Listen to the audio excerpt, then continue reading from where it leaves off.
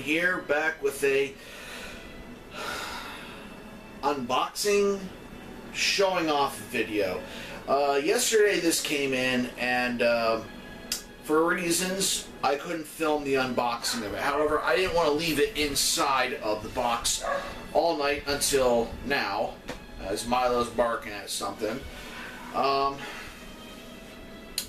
did I get yesterday? Well, you can see it in the thumbnail. We got the X Plus Mechagodzilla, Kiryu, any of the dozen different names they gave them in this film, from the film Tokyo SOS. Now, this is the Diamond reissue. Got this at Flossie's. Okay, just came in. A lot of things to talk about with this figure. First off, let me fix the light. First off, it's a gorgeous figure. A couple of things are going on with it, but enough of that, let's bring him down.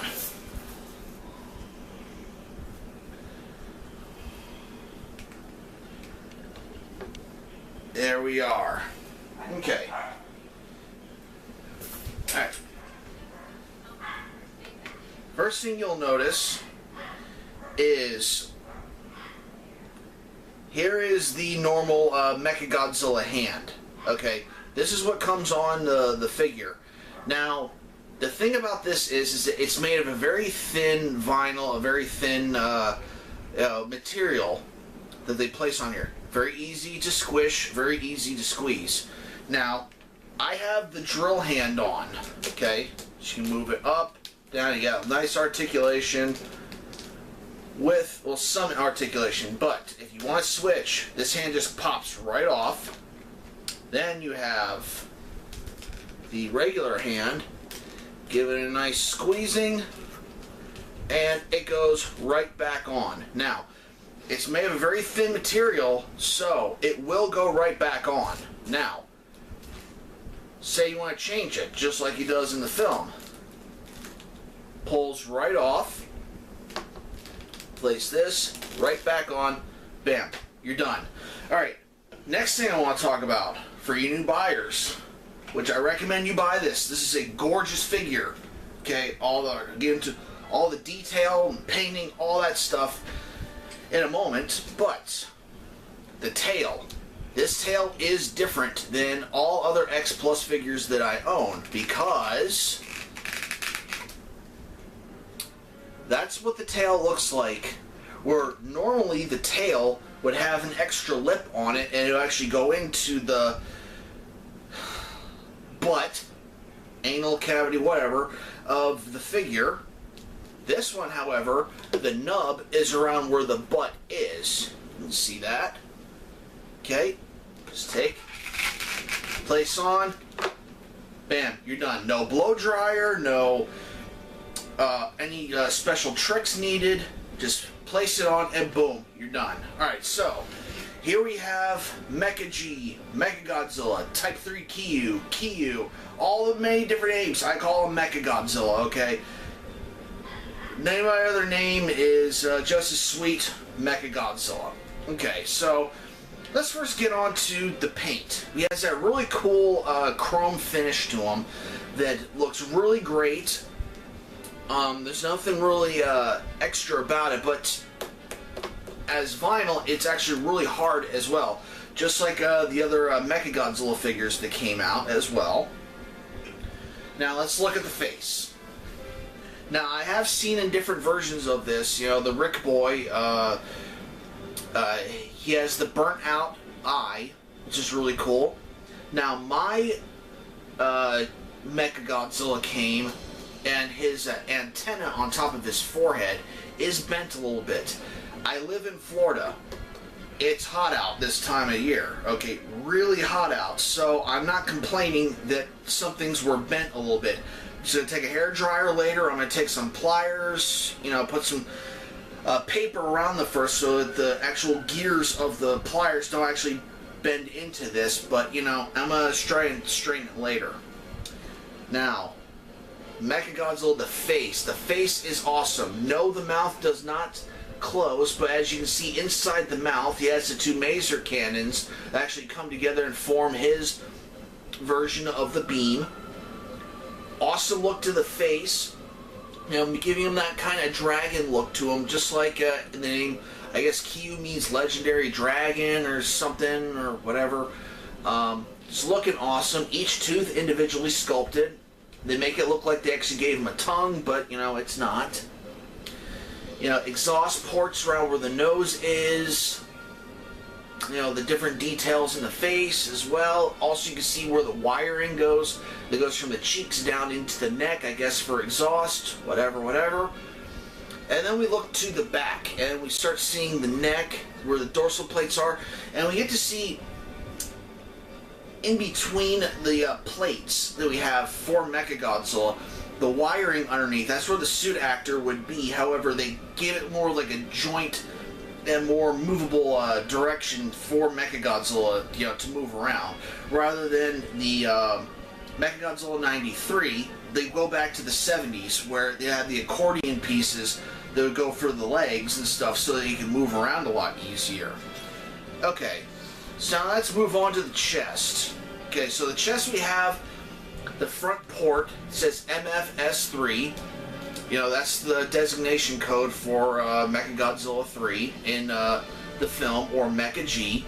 Big exhaust ports underneath. Now, unfortunately, no, the chest piece doesn't open to reveal his triple maser cannon. Okay, this isn't the Rick, so, okay, that's fine. Alright, now, go over to his right arm. That's where the drill hand goes. You actually see the gear that actually spins and rotates and actually creates the drill hand. All the different little looks for it. Also, you get some articulation with Mecha G on that spot as well. Going up to the shoulder, you know, it does move up and down, but there's also like a little piece that goes over it as well, made of vinyl, and it can be moved. I wouldn't recommend moving it around that much, though, so, you know. Go over to his left arm now. Same thing as the right arm, however, this is a more stable hand rather than the big boxing glove hand for the drill. That has some articulation. You can move it around and rotate it, as well as the elbow and the shoulder as well. Okay? Then we have all the other little details. Once again, we have the wiring around the abdomen, around the ribs as well. Looking great. Okay, over to his back, we have his main dorsal plates, you know, where they would collect the energy to, you know, make him stronger during a fight with Godzilla. You have the verniers on the side. Those are painted very well, especially the exhaust ports that would, you know, do exhaust.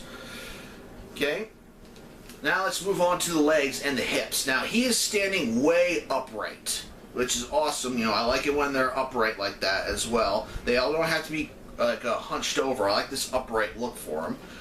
The legs look great, as well as not only the chrome plating as well. Those also seems like little scorch marks, like it's like freshly welded metal together. The kneecaps look great. Have those three big ball joints on, not ball joints, but balls on them as well, looking great. Plus the wiring for the legs as well as the, lack of a better term, crotch piece. Looking great, looking great. Massive power cables that go from the hip into the leg. I guess controls hydraulics, I guess. Okay. And you move on to his big old feet. Now, make it look like his nails for his feet are rockets, but no, they're not. They're a part of the actual suit. Okay, and we can see more of the wiring interior around the shins, as well as other huge hydraulic hoses as well, so this puppy can move a lot better in the film. Great stuff. Alright, last thing, let's look at the tail. Now, once again, the tail has that like wiring inside of it as well, you know, giving it more motion in the film. The tail is different than it is in Godzilla against Mechagodzilla. It actually comes into like a 3-point trident at the end of it. Looking great, as we have all of the individually sculpted dorsal plates going down the back as well. Looking great. Just awesome piece. Awesome piece. So, That there is Mecha G, Kiryu, Mechagodzilla, all the above. I call him Mechagodzilla. So, would I recommend this figure? Yes, I would. It is a diamond reissue. I have no problem with diamond reissues. Like I said before, I wasn't privy to all of these figures when they first came out.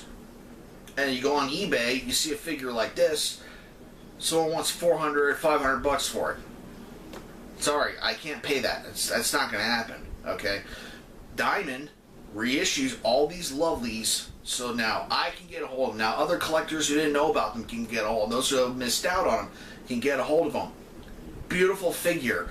I have a surprise figure review scheduled for later next month to try and collect all of the mechs, but we'll get into that later. Would I recommend this figure? Yes. Flossie's Gifts has it. The time of this recording, my computer's off right now. I'll check again, but I'll leave a link in the description so you can go and give a little order for it. Awesome figure. Big shout out to the X Plus Face group, Facebook collectors group. John Stanowski, Leslie Chambers, Reissue, GojiFan93. Awesome guys. That is Mechagodzilla 2003 from the film Tokyo SOS. Hope you all enjoyed this. Awesome figure. Sorry I didn't unbox it the way how I normally do, but yesterday was very annoying.